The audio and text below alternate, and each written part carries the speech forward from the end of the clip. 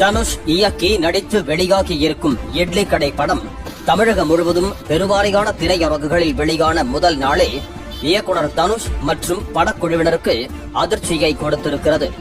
சென்னை கோயம்பேடு ரோஹிணி திரையரங்கில் படம் பார்க்க வருபவர்களுக்கு இட்லி கொடுத்து படம் பார்க்க அழைத்தனர்.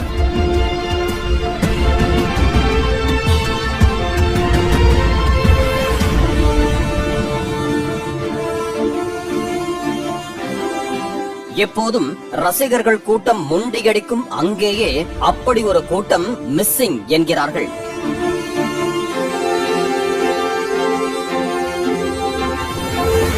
காலாண்டு விடுமுறை என்பதால் சென்னையில் இருந்து பலர் சொந்த ஊர்களுக்கு சென்றிருப்பார்கள். அதனால் சென்னை திரையரங்குகளில் போதிய ரசிகர்கள் வரவில்லை என்று கூறப்பட்டது. கோவை, திருச்சி, மதுரை என தமிழகத்தின் பெரும்பாலான முக்கிய பகுதிகளில் உள்ள இட்லி கடை படம் திரையிடப்பட்டுள்ள திரையரங்குகளும் ரசிகர்கள் கூட்டமின்றி வெறிச்சோடி காணப்பட்டது. எல்லாத்திற்கும் உச்சகட்டமாக சிவகங்கையில் உள்ள யாழினி சினிமாஸ் திரையரங்கில் 300 பேர் அமர்ந்து படம் பார்க்க இருக்கை வசதி இருக்கும் நிலையில் 40 பேர் மட்டுமே படம் பார்க்க வந்திருந்தனர். மற்ற இரு திரையரங்குகளில் காட்சிகள் ரத்து செய்யப்பட்டன.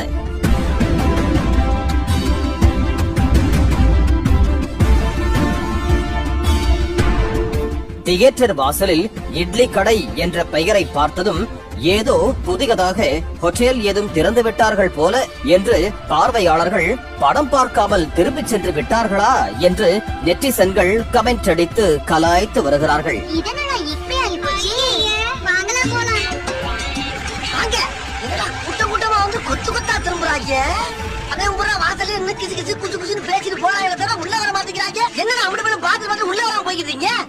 அதே நேரத்தில் இட்லி கடை படம் குறித்து பாசிட்டிவ் விமர்சனங்கள் வரத் தொடங்கி இருப்பதால் மாலை காட்சியில் சென்னையில் ரசிகர்கள் வருகை அதிகரித்து காணப்பட்டதாகவும் வரும் நாட்களில் ரசிகர்கள் திரையரங்கை நோக்கி அதிகம் வருவார்கள் என்றும் திரையரங்க உரிமையாளர்கள் நம்பிக்கை தெரிவித்தனர்.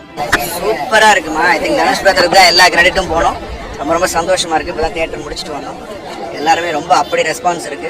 ஐ திங்க் குடும்பமா பாக்குற ஒரு படமா எல்லாருமே பயங்கரமா அப்ரிஷியேட் பண்றாங்க. ஃபீல் குட் ஃபிலிம்ன்றாங்க. ரொம்ப காந்தாரா 2 மிகவும் சொற்பமான திரையரங்குகளிலேயே திரையிடப்பட்டுள்ளதால் இட்லி கடை படத்திற்கு பாதிப்பில்லை என்கிறார்கள். பாலிமர் செய்திகளுக்காக சிவகங்கை செய்தியாளர் சுரேஷ் கண்ணன் மற்றும் யுவராஜ்.